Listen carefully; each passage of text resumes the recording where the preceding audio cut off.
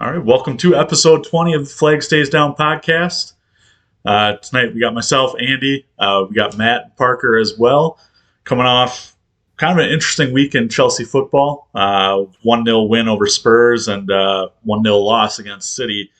So we got the highs, we got the lows, and honestly, I'm going into tomorrow with a smile on my face because the Cowboys got fucking shithoused. So I'm happy. How are you guys doing at the end of this weekend? I'm so happy watching that Cowboys game. I've never had so much joy before in my life. I love seeing it. But to the actual football that we care about, I'm okay with the week. I think it's serviceable for everything that we had, and overall, I can't really complain too much. Yeah, we progressed in a cup that was definitely a matter of importance as shown by who we put out there for our lineup. And so clear to me that the focus was winning there. And then with the City match, it felt like kind of the last step for me to emotionally remove myself from winning the league this year. Once again, it feels like City's year. I think this was now 12 in a row for them. So it's definitely theirs to lose. And if we had won that match, it would have left some doubt, maybe, there's a chance. And now I don't think so. So, for better or worse, that's kind of how I feel now. So a little bittersweet for me because I still had this glimmer of hope, but so gone, and we have got other things to focus on now. So, mixed bag for me a bit. Yeah, I don't know if, how much Top Gear you guys watch, or if you guys have seen the meme of Jeremy Clarkson. Oh no. Anyways, that's kind of how this week felt to me. Losing to City, in the back of my mind, we were already out of the title race. The only thing that could have made it better is if we had won. Then that the slight hope hangs on for even longer. But at this point, it's time to focus on other competitions. I think top four is easily attainable for us, and so again, it's. Oh no. Anyways, on to EFL Cup final, Club World Cup, FA Cup, Champions League. Plenty of eggs in every other basket. So this is one of those losses that honestly didn't hurt me a ton. Got to give some shout out to City though, because they do what others want to do, which is those consistent results, week in, week out, where they can just kind of put together a squad and go out there and get wins. And 12 wins in a row in a season of 38 is spectacular. So I want to get there in the near future where we can kind of string those together while focusing on other cups as well. But no, City does a good job with that. So pains me to say it, but hats off to them on that. And shout out to all three of their fans. So we definitely appreciate that as well. Yeah, and their No Plastic Fans campaign, that was in poor taste, to say the least. Read the room, guys. Read the room. So one thing that really bothered me, again, I said that this loss wasn't a big deal to me since we're on to the EFL Cup final and all that, but I guess one thing that does bother me is 0 shots on goal in 180 minutes against Man City this year. That's, oh man, we're champions of Europe, and I know the first match we sat back a lot, but this one we had so many chances, and I don't know. Rom, I said it on past posts or past pods. I'm done with the man. He's clearly lost all confidence. I don't know what he's doing out there anymore. He's a bust. $100 million. He should have scored in that match. These are the kind of matches that you pay this man to be in, and for him to play a ball to a clearly offside Hakim Ziyech when you're 1-on-1 with the goalie, and B, have all the time in the world to get past Ederson and just hit it right into his sliding arm. Do better, man. God damn it. I mean, it's valid. I will go on the flip side and just say it's one of those things where he might be in a situation where he's trying too hard to win back like the fans almost too quickly. I mean, we do see, the constant work rate. It's still there. He's still working hard. I give him credit for that.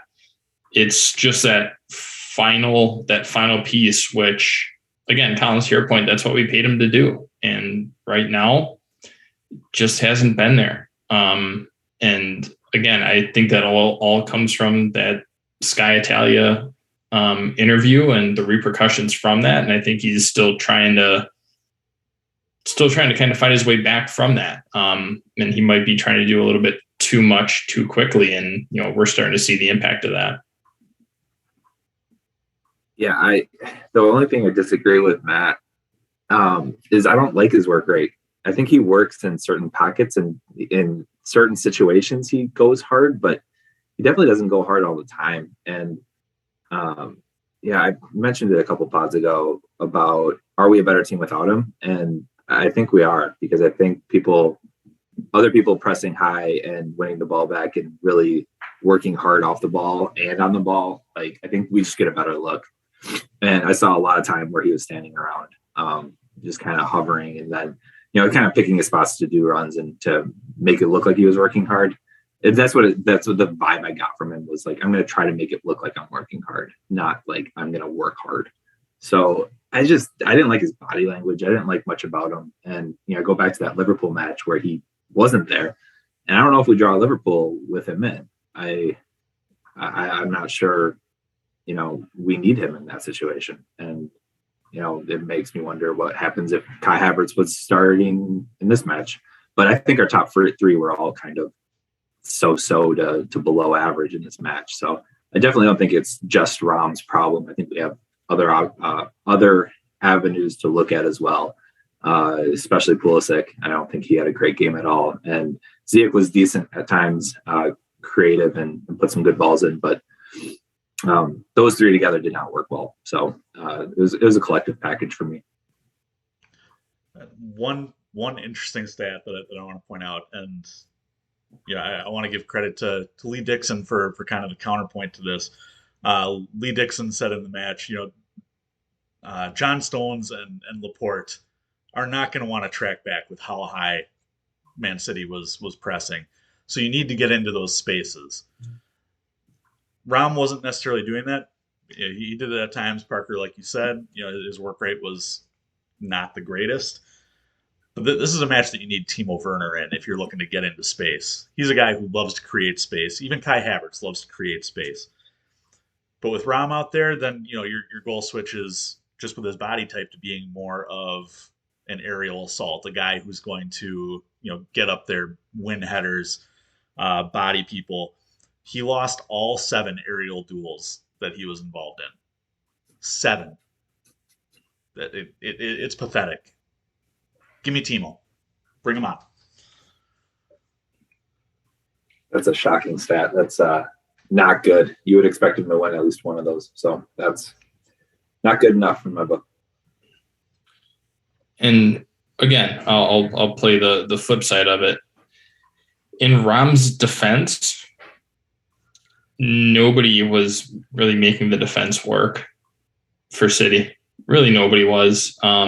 You could put both center backs up against Rom the entire match, and they would have been fine. So, yeah, if you run Timo up top, sure, he'll make some runs. Hopefully he stays on side.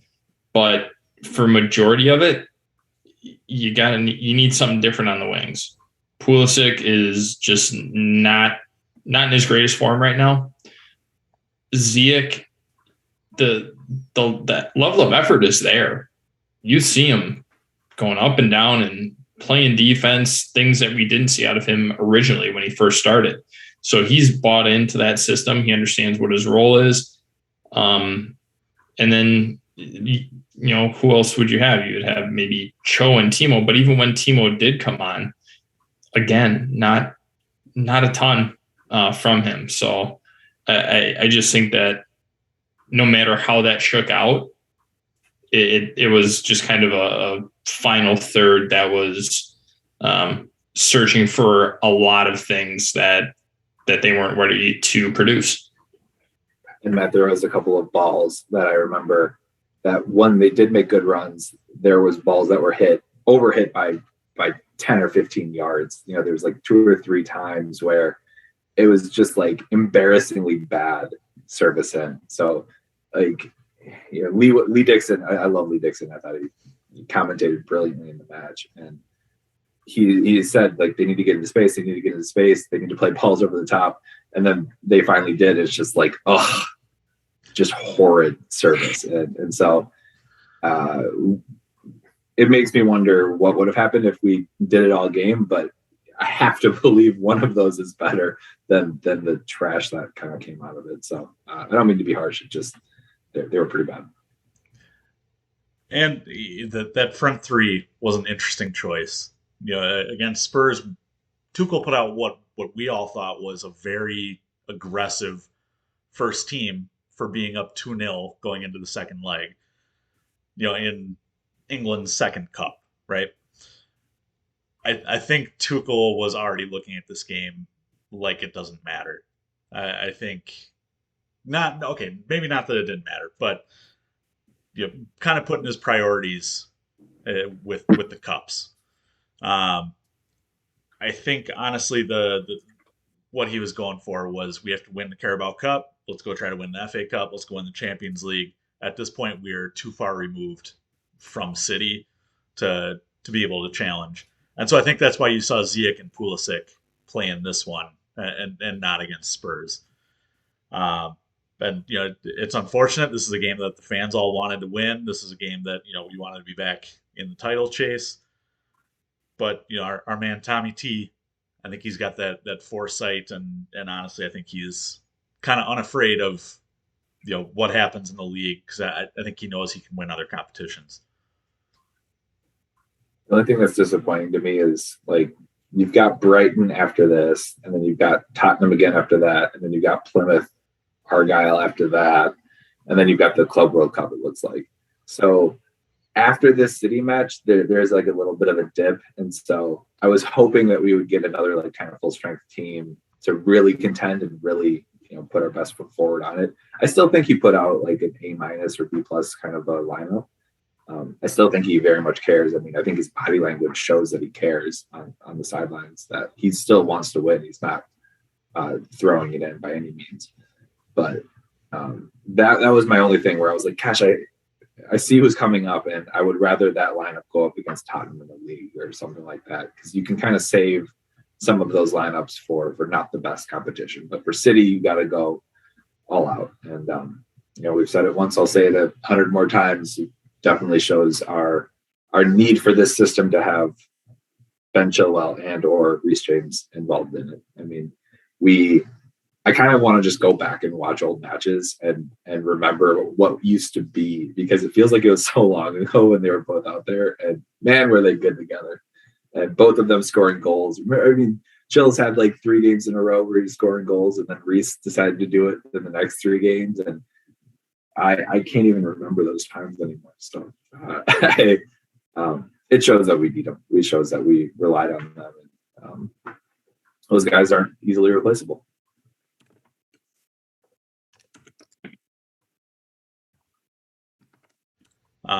It's like that. What's that Katy Perry song where it's like you're hot and you're cold, you're in and you're out, you're up and you're down. That's what Chelsea is. City is just warm and then hot, and you know, up and then even further up. We're hot and we're cold. We're yes and we're no. We're in it. Collins, maybe we can get you drunk enough to sing "Hot and Cold" on the Pod After Dark if you keep having a couple of bevs. Great Lakes Distillery, if you want to sponsor that, I'm more than happy. Yeah, I think this podcast needs more Katy Perry songs on it. So one additional thing to touch on, Parker, what you were talking about with Reece and Chills. They are 2 of our top 5 goal scorers in the Premier League this season. So when we talk about, you know, we had argued, I wouldn't say argued, but we had tried to figure out if not having a striker would be a viable option going forward. Well, Chilwell and Reece were able to at least solidify that for the time being. Now you're without them. Your $100 million striker not performing. What was Pulisic, 80 mil? Your $80 million winger not performing. Timo was 70 mil, not getting as many looks out as we would see. Ziyech was 58 mil? He's not really producing much either.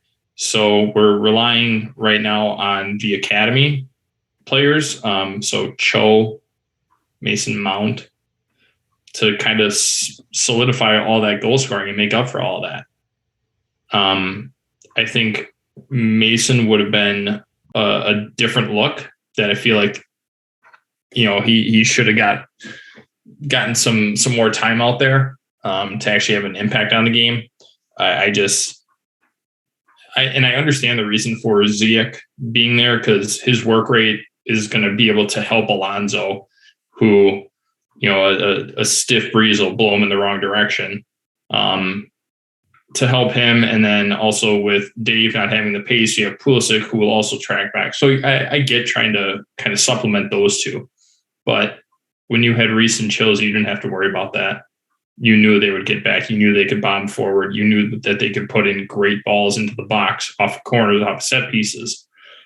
We just don't have that right now. And it, like you said before, it shows the true impact of how valuable that they actually are when they're not there.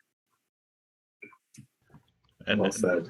Not only on top of in addition to the attacking there, you look at the defending, and now, I trust Dave. I trust Dave on the right, because honestly, he's not tracking as far up as he has been. Marcus Alonso gets into some dangerous attacking spaces and then comes back and can't defend. And honestly, that's what I was most worried about in this match was, oh man, you have Malang Sarr sitting right next to Alonso in the defense.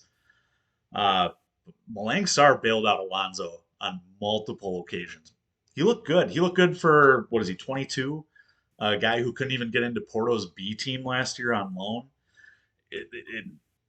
Honestly, he looked real good. And the the thing that gets me the most is Alonso. Anytime there's a head fake or a shoulder fake, will bite on it, get beat, and then Sarr had to cover him up, and he did every single time. There was that great tackle on Sterling after he had beaten Alonso, and props to Malang Sarr. He's making Andreas Christensen irrelevant at this point, and honestly, I'm loving every second of it. And we talk about money a lot on this podcast. Malang Sarr was a free transfer, so.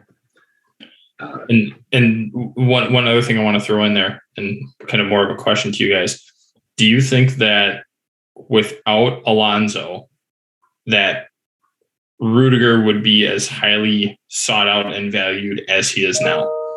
Because remember, Rudy did have to cover up for Alonso when he was playing when Chills couldn't get in. And even, prior to that, do you think that might have an impact on like how valuable Rudy actually is? And, could Alonso being a trash defender actually have improved Rudiger as not only a player, but as a potential leader and also his market value? Yeah, to a degree, I definitely think so.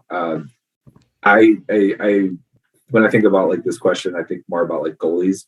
Like when goalies don't get tested, how do you know they're elite goalies? Because if they don't see shots, if their defense is fantastic around them, then what makes a great goalie in that situation? I always think about like Manuel Neuer, and it's to your point, like it's when you're called on, you still perform even when you don't get tested. 20 times a match, you still answer the call. But I definitely think it gets highlighted when you're in more danger situations than not. I always laugh and think about like that. What was the Tim Howard goalie game in the World Cup where he had like 18 saves against Belgium? Yeah, and Timmy played on it. He stood on his head, right? Yeah, Matt, I think you said blowing bubbles out your ass, something to that tune. If he had to do it, he was doing it. Which I will forever now use because you have donned it, the gold standard of goalkeeping, right? But if Tim Howard doesn't face 18 shots, then he doesn't have an 18 save game. Like that, his market value went up because he had an 18 save game, right? It showed his brilliance, but we all knew Tim Howard was a great goalie. We all know that Rudy is a phenomenal defender. But I think you're right. If you're constantly covering for someone and in more dangerous situations and still performing, I think it definitely raises your market value in the sense of people can. It's less theory and it's more actual, like, visual. I can see what you can do in all of these situations. I don't have to wonder what you're going to do in these situations. And you use the Alonso example. Honestly, I think we romanticize Chills a little bit. He scores goals. He gets in attacking positions. He defends better than Alonso. I'll give him that. But I remember ripping him for a couple episodes on this pod for how bad his defending is. He had conceded a penalty in 2 or 3 straight games, something like that. So I think Rudiger's been covering a whole lot this year. But Parker, like you said, it just kind of, what you do kind of shines through. The talent kind of shows there. We saw against City, especially in this one, they didn't always attack down that side with Alonso.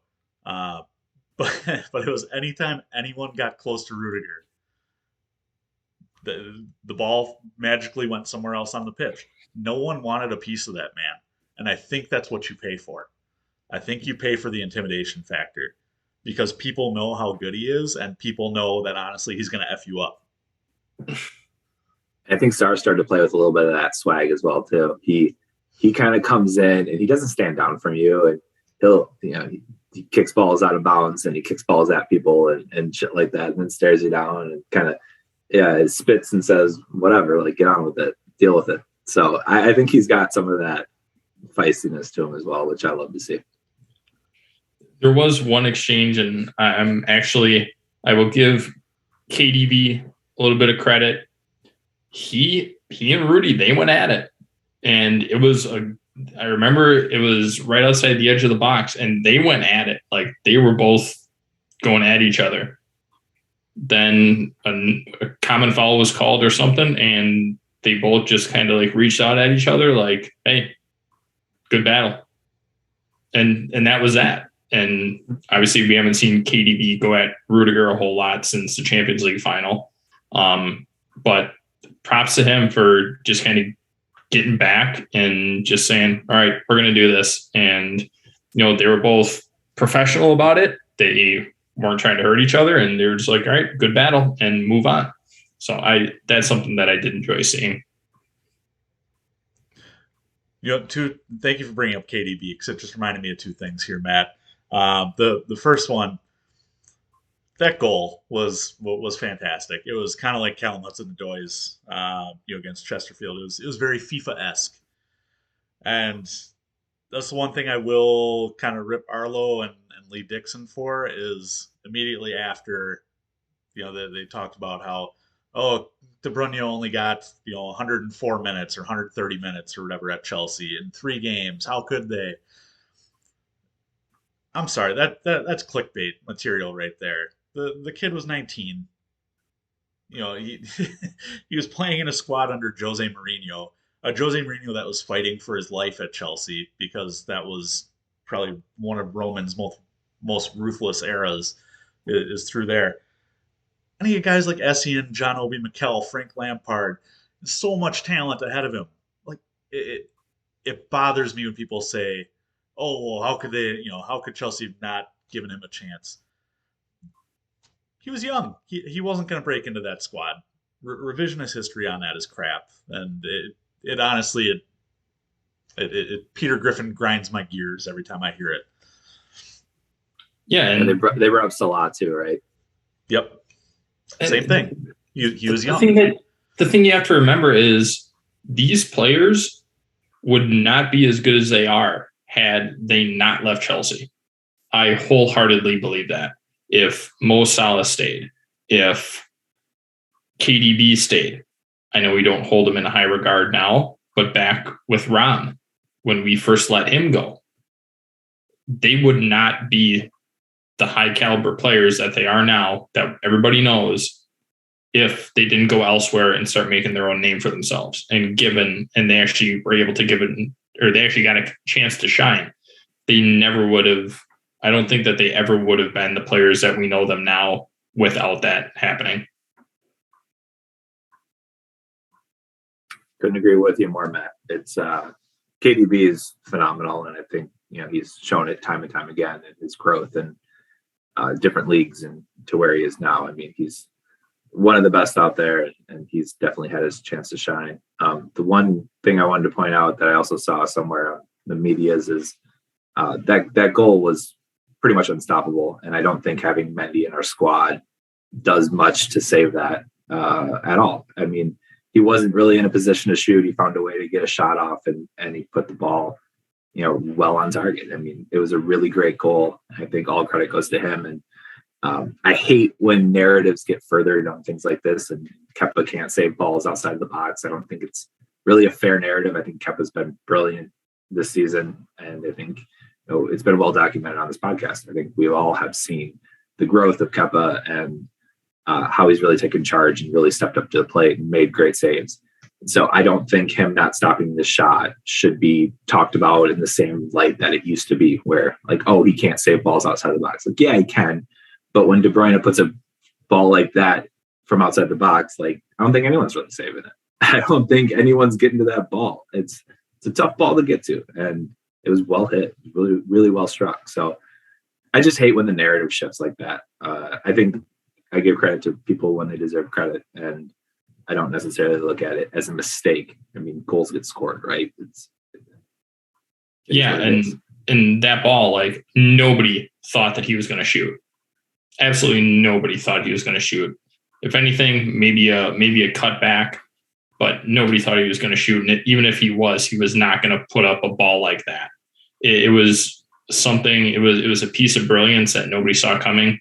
I'm not even 100% sure that KDB saw it happening, but he just caught it sweetly and just bent it around Kepa.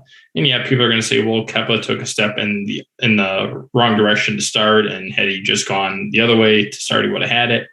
That's fine, but on a ball like that, you're not going to be looking far post. If anything, you're going to be looking to cut it back across the keeper and kind of go after that near post. So I agree. There's really nothing Kepa could do. The only thing that maybe I would have liked to see was Conte actually, I don't want to say take out KDB, but at least put in a strong enough challenge to draw a foul against him and at least not have him continue his run. But how often do we criticize N'Golo Conte for anything that he does? So it's just kind of one of those occurrences. It happens. That's why we watch the game, and we just kind of go from there. So the other point on KDB that I wanted to bring up here, I fully agree with Matt, your point on the goal, and Parker, your point on Kepa. Absolutely, I don't put any blame on that, and I don't think any of our listeners do either. Kepa took second in our man of the match poll this week with 38% of the vote. So overall, I thought he had a great match, and I think a lot of people did as well. But one thing after the match kind of piqued my interest, and it was KDB and Big Rom with their super friends handshake. It rubbed a lot of people the wrong way. It certainly rubbed me the wrong way. I'm not sure if you guys caught it or what you guys thought about it. Me personally, again, you're gonna do that damn interview with Sky Italia. And now, something leaks out today that you for sure want to go back to Italy, that Chelsea's not what you thought it would be. I don't need to see you dapping with somebody you just lost to on the sideline. I now know how Real Madrid fans felt when Hazard was hugging all the Chelsea players after we beat them last year. It's something I don't want to see. Do that behind closed doors. It's not a good look.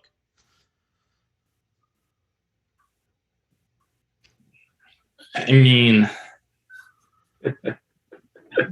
I understand. I understand your side of it. I completely understand where you're coming from. I agree that it is a bad look, depending on how you look at it. Collins, you and I were watching the game. We briefly talked about it. Thiago Silva was also talking with other Brazilian players from City. How do we look at that then? Like, yeah, he probably wasn't doing the handshake, but you have to remember KDB and Rom have been playing with the Belgian national team for how long? Probably even in the youth system with Chelsea. So like they go way back. So I'm not. It didn't bother me. I would say it really didn't. We see it all the time with players, especially people who are England internationals. Yeah, they play each other all the time, but then they also play together for England. So it's just a part of the game. I think what made it so dramatic was the fact that the camera was on it for a long time when it happened. But again, you look at Thiago Silva talking to the three Brazilians, and nobody says a word. Everything's just business as usual. So that's kind of how I look at it. I get the Thiago Silva comparison, and I thought, it's not NBC Sports who directly directs the game, produces the game. I think it's done through Sky, and Sky made sure to do a great job of panning onto Thiago Silva and the Brazilians for a long time to kind of counter it. But I know Thiago Silva's committed to the club. You follow him or his wife or anyone on social media, and it's just Chelsea all the time. They love London. They love Chelsea. You see Thiago Silva midweek against Spurs bowing to the fans as they're singing his name. I don't see that out of Rom. Parker, you talked earlier about his body language being poor. I think that goes for outside the 90 minutes too. I don't see a guy who's committed, and that's the thing that bothers me about it. Maybe it doesn't bother me because I'm sort of over it. Like I've kind of resigned it in my head that like this probably isn't going to work long term, and that he's probably not the guy that we think he is, and whatever. Like I saw it, it didn't bother me.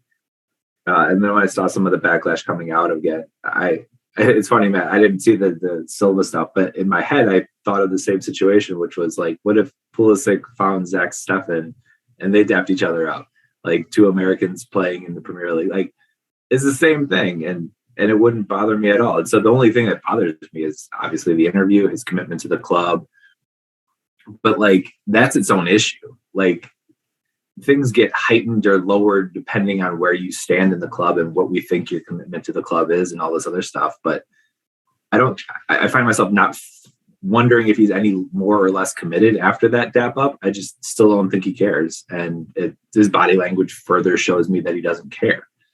So I don't know. I would much rather talk about the fact that Thiago Silva literally stood, and I saw one tweet that said, for the people who are commenting about this, like, you really don't understand. He did this for like 5-6 minutes straight, where he was dancing, where he was singing. They were chanting his name. He was singing along with them, and he was dancing along with them and bowing to them and waving to people and going up and down and everything for 5-6 minutes straight. Like, not just a quick hand, not a quick hello, not a quick bow, just continual. And he was having a great time with it. So we also have a clip. I don't think the clip does it justice, because I didn't know it was consistent like that. I didn't know it was outstretched like that. And so we get like little bite-sized pieces of this. But from the fan that was in the stands, they were like, holy shit, we have never seen something like this before. We haven't really gotten a player in their late 30s to come to the club like this and really embrace it full on. So I would much rather talk about that, because that makes me feel good. And it's probably the feel-good story of the past couple of seasons. It furthers my love for him. The Rom stuff, it furthers my whateverness towards him. That's my 2 cents on the issue. To me, I think the only reason why it's an issue is because of the interview. I think if the interview doesn't explode in the way that it did, we're not even having this conversation about it. Right? It's just 2 Belgian players, 2 Chelsea youth players that are good friends and saying whatever. And yeah, they have their handshake. That's fine. That's their thing. They probably do it all the time at Belgium. It's like seeing an old friend or something like that. Like, it doesn't matter. Even when all of us were playing, like, good example. Our biggest rival at the time was Illinois. We hated each other on the court. After that, we were fine. Like, we actually talked. I remember talking to a few of the Illinois guys, and I even had some guys come up to me the year after and just like say hi and whatever. So, it is what it is. It's just a mutual respect thing, and you just kind of deal with it. So to me, the only reason why it's an issue is because he is being so heavily scrutinized for everything that he does. He has a very focused eye from the media at this point. So anything he does is going to get either positive or negative reaction to the nth degree, as opposed to something that would just normally be going on. More negative than positive these days from that guy, I have to say. That's fair. I always think about it too, though, Matt. Like, if you and I were going up against each other on different teams, like we never. Oh, we did before our friendship really happened, but if we did after the fact for whatever reason, right, we'd still be boys. Yeah, like, you're still my boy. Like, it doesn't fucking change anything. You're still my guy. Like, we're still friends, and even if we were like competing on a different level against each other, like, it doesn't change anything. We'll still go hard against each other, but it wouldn't change anything after the fact. Yeah, exactly. Now, if you guys ever end up on a different podcast and we do a cross event, you guys can fuck right off. I more meant volleyball than podcast competitions, but yeah.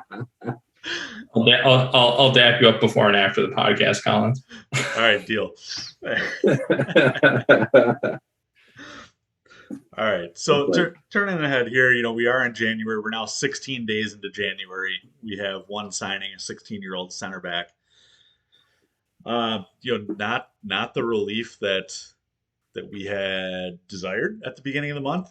Kennedy got recalled too. Yes, sorry, thank you.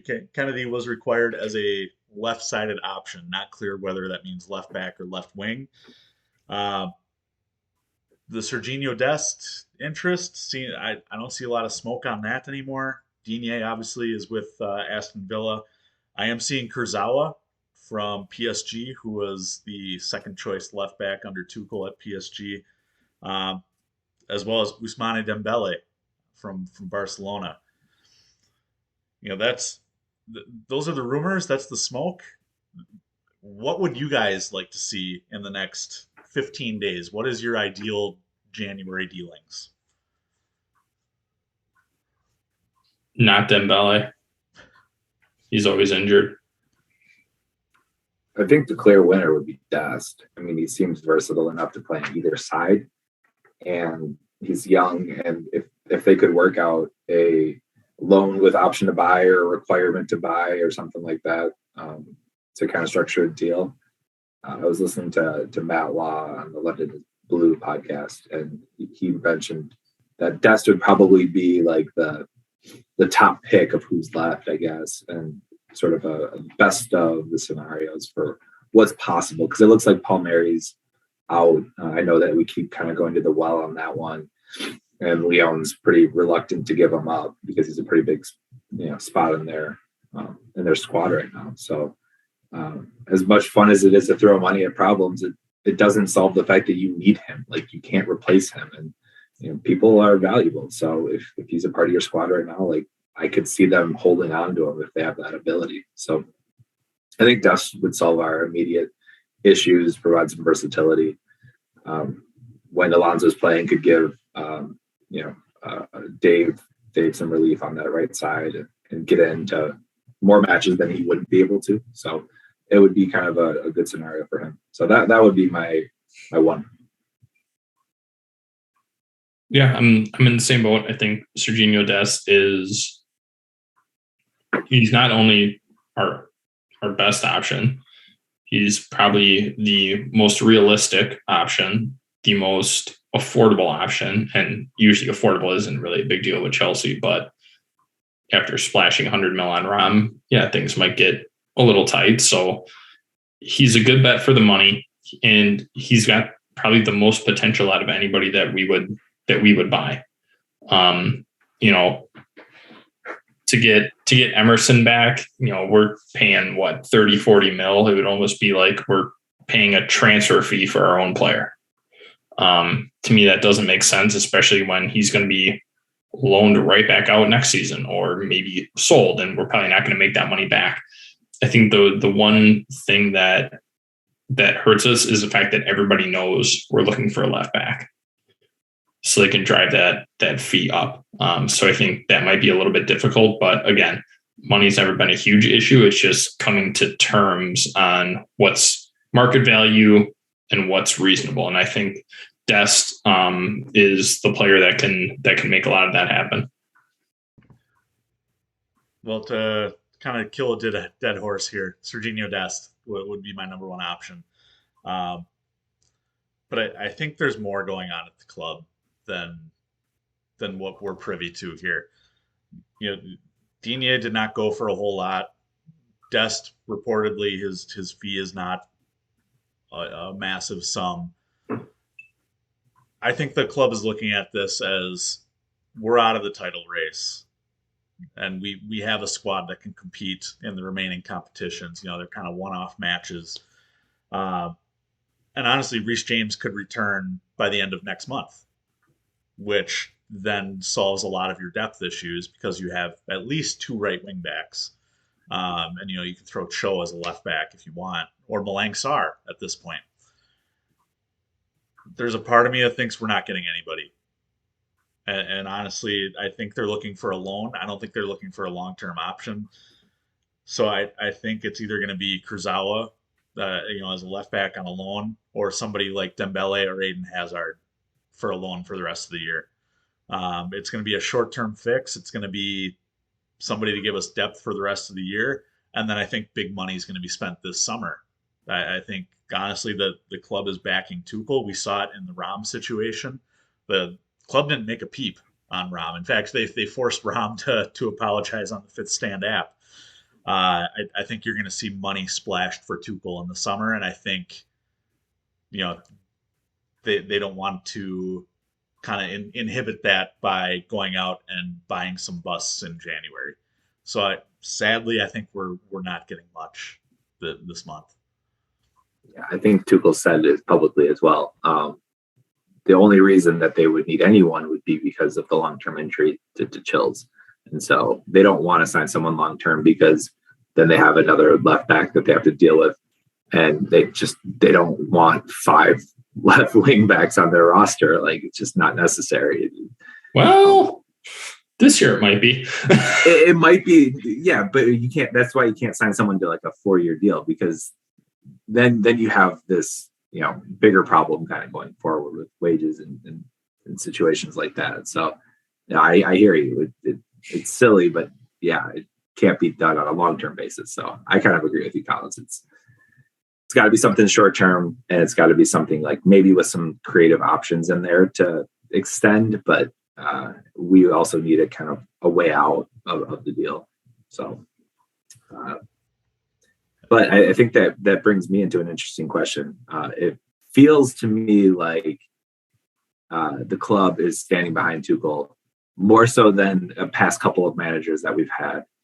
And I'm kind of curious, like, how long of a rope do we think Tuchel has? Like, if he gets to spend a bunch of money in the summer, like, then does he have a season to kind of prove out what he's looking for? Like, I'm kind of curious to what you guys think. Like, I feel like if he gets to kind of name his squad, then we have to win the Premier League, or it's going to be kind of a bust situation, because we can kind of compete on all of these fronts and do pretty well in a lot of competitions with the squad that he sort of inherited for the most part. But if he gets to name his squad, then I think expectations become way higher. So I'm curious to what you guys think on that. I think, honestly, it's exactly like you said. I think he gets, you know, quite the transfer purse this summer.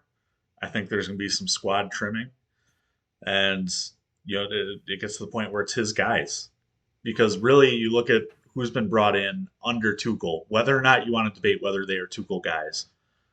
It's Rom, Saul, and Bettinelli. that's that's not much. You're basically playing with Frank's team, so basically playing with Sarri's team at this point. I think honestly he gets a big summer spend, and if he's not at least competitive in the league, I would hope that Roman and Marina are not thinking that we're on the same level as City with just a few transfers, because we're not. We've seen that this year. But I think as long as Tuchel continues to compete and win trophies, I think the club is his. That's going to be the biggest thing.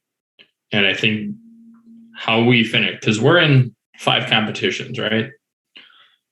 How do we finish in those competitions? I think that's going to dictate the relatively short rope that we have seen at Chelsea under the Roman era, or the Roman Empire, shall we say. You need hardware. That's always been the thing. And even sometimes that isn't enough, right? We saw it with Roberto Di Matteo. Mm-hmm. And still, he was gone 6 months after winning the Champions League.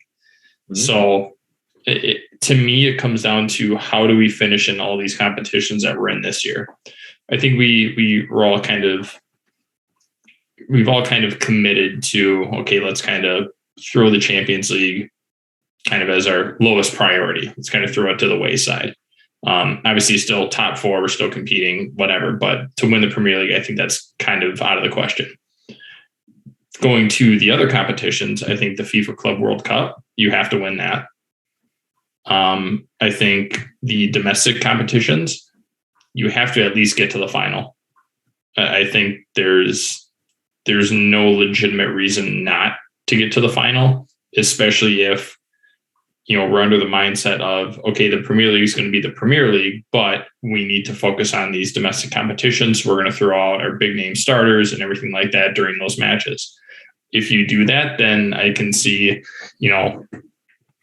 3 trophies this year, but I think you have to at least get to the final of all those competitions to at least solidify your place as kind of holding the team and being able to create the team that you want. We've seen it with City. We've seen it with Liverpool. They have years to create the team that fits the manager's style. Not always been the case at Chelsea, well documented, but Parker, I think the point that you're getting at is it seems a little bit different this year. It doesn't seem like we're on a very short leash with any one of our managers. And it's one of those things where we're not sure how to feel because it's different, right? We've never really experienced this before. So I think that's kind of the biggest question. But for now, I feel like the team is his, and I think he will have another year to get the players in that he wants and create the team that he has envisioned that fits the system. So what kind of collectively here, let's try to set the minimum as to what we think Tuchel needs to do in the next 6 months to retain the trust of the board. We're talking about finals of tournaments. We're talking about winning trophies. Matt, you had mentioned 3 trophies. Parker, how do you think the season needs to end for Tuchel to retain the trust and not go into next year on a hot seat? The minimum, I would say the minimum would be top 4 in the Premier League, quarterfinals in the Champions League. We're already in the we're already in the finals of the Carabao Cup. So I'll leave that at that. The finals, of the FA Cup and winning the Club World Cup. Now, a little bit of that's flexible, but I think that would be like my bare minimum, which would be basically 1 1/4 trophies if you count the Super Cup as anything for the year, including the Club World Cup, but getting to the finals of most major tournaments and then top 4 in the league and top 4 in the Champions League. I think that's bare minimum of like not hot. That's like a semi-hot seat. How's that? for us to feel like pretty good about it, like you're winning the FA Cup, you maybe losing the Carabao Cup, but then you're like in the finals of the Champions League and you're second in the league. Matt, how about you? Yeah. I think you have to make it to the last four of the Champions League and not get blown out. I think as long as it's competitive, then we're good. But yeah, I would agree. I think the finals has to be almost across all the domestic competitions. It's got to be it's a very realistic option, and I think that has to be the expectation that Tuchel sets. Yeah, and we're ready in one of the or two of the finals, the Club World Cup, and then would you say Parks FA or no Carabao?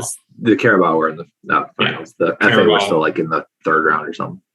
Yep. So, I mean, you've already got those two ticked off. So I think you need a strong Champions League performance, and the finals of the FA Cup to really hold down that manager spot and that trust with the club. I'm kind of in the middle of where you guys are. Parker, I don't think the quarterfinals of the Champions League is good enough. I think, as defending champions, you need to at least get to the semis. At this point, I think you have to win the Carabao Cup. You're going to face either Liverpool or Arsenal, two teams that you have handled very well this year. I know we haven't. The points against Liverpool don't necessarily show, but in both matches we played really well. I think we were the team that deserved the points in both matches, and Arsenal's Arsenal. Collins, one quick thing on Arsenal. We will have to see if we're actually able to play a game against Arsenal if they can field the full squad. Yeah, but that's just a side note. I just want to make that clear. That's all. Quick advertisement. Make sure on Thursday to listen to Pod After Dark, because I'm about to go off on Arsenal, but we don't have much time left in this one, so just be ready for Thursday, please. Anyways, so I think you have to win the Carabao Cup, semifinals of the Champions League. I agree, top four in the Premier League. At this point, it's just about getting back into the Champions League. And I think the FA Cup, honestly, is probably semifinals. We talked about last week how you don't really know. The FA Cup is like great if you win it, but it's like if you don't. I think it's getting to a respectable position, and I think that's Tuchel's minimum for not going in next year on the hot seat. But we'll know if Tuchel's on the hot seat because you'll start seeing articles about Roman Abramovich's citizenship, or Roman Abramovich hasn't been to Chelsea in so long. I haven't seen a Roman Abramovich article in a very long time, and usually you start to see them when a manager's on the hot seat. So I think that'll be the canary in the coal mine, so to speak.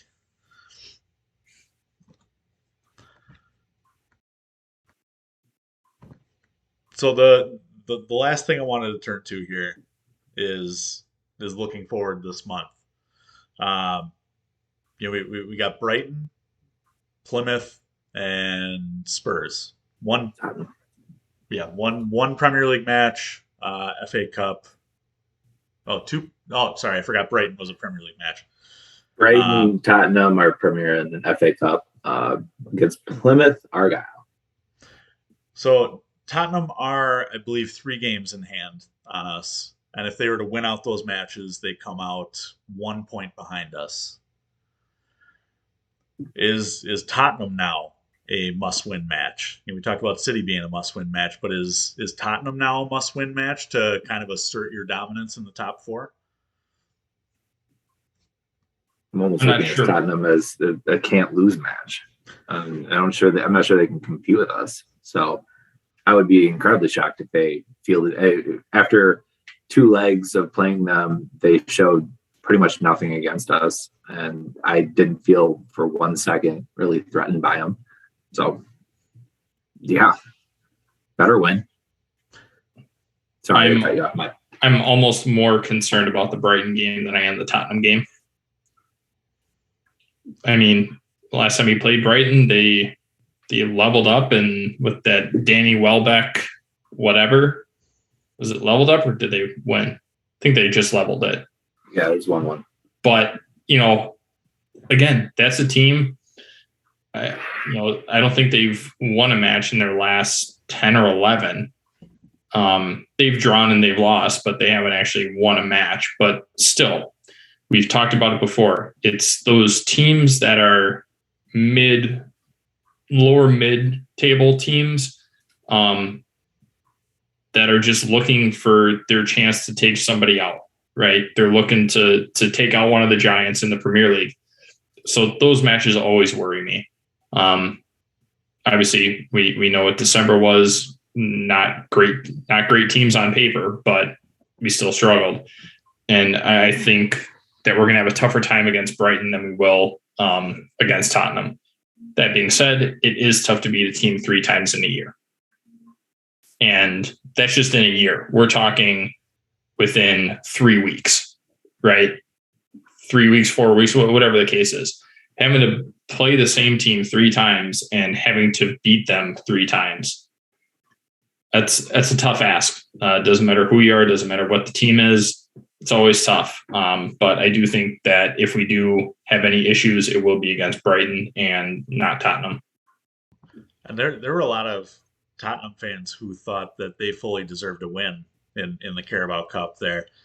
I mean, 3 VAR decisions going against them. The Kepa Arrizabalaga coming out and Rudiger essentially becoming the goalkeeper offsides was an interesting one. The Spurs look good in that second half. And, we've seen firsthand Antonio Conte can work some magic. I don't know if we can beat them 3 times in a month, but I think it's one that Tuchel absolutely has to win. I think if we don't, I think there's it becomes kind of a logjam, kind of a shit show for 3 through 7 in the league. I think this one absolutely is must win, and I think that will set up a very good February if we come away with points against Spurs.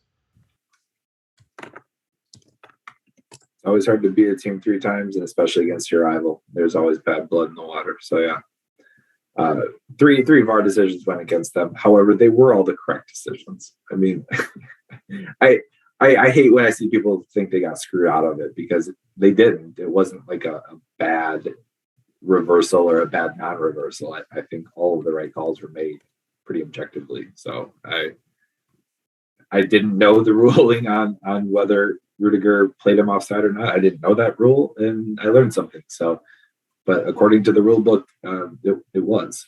So it was correctly called. Like I don't know what else to say. One other quick side note: Tottenham does have a much tougher schedule than we do to finish out the year in the Premier League. Like almost by far. They have United, they have City, they have Liverpool, they have Leicester. So yeah, even if something were to happen during that, I don't think that Tottenham would still be in a place to challenge us for the top 4, even with 3 games in hand. I just don't see it with how unstable Tottenham is, especially late in the year. Granted, that was under Pochettino, but still, they have a history of collapsing late into the season. So I wouldn't be surprised by that. Hashtag Spursy. So Spursy. All right. With that, we are pushing the hour mark. So, boys, I'm going to have to call it. Okay. Game over. San Francisco wins. Yeah. And was it Tunisia loses? Yeah. It's only the 86th minute, Collins. They lost twice, in the 86th and the 89th. So sorry. All right. Well, on that note, please don't hesitate to give us a follow on social media. For those of you watching on YouTube, first ever YouTube video, thank you very much. All 3 of our handles are listed on the left-hand side there. You can also follow the podcast itself at FlagDownPod on Twitter, Instagram, and Facebook. We do run 2 polls in every match. Oh, I'm sorry, 3 if you want to count what we're drinking at halftime. But Man of the Match and Man of the Get the Fuck Out of Here award, which, just to clarify, is the worst player in the match. Had a lot of blowback on that the last couple of weeks. But, if you do like what you hear, if, whether on YouTube, Spotify, Apple, please subscribe, rate, review, leave us a comment. We certainly appreciate any feedback you have. And if there's ever any questions or comments, topics you want us to cover, please feel free to shoot us a message. We are more than happy to talk about anything that you want to listen to. But on that note, boys, it's been a pleasure.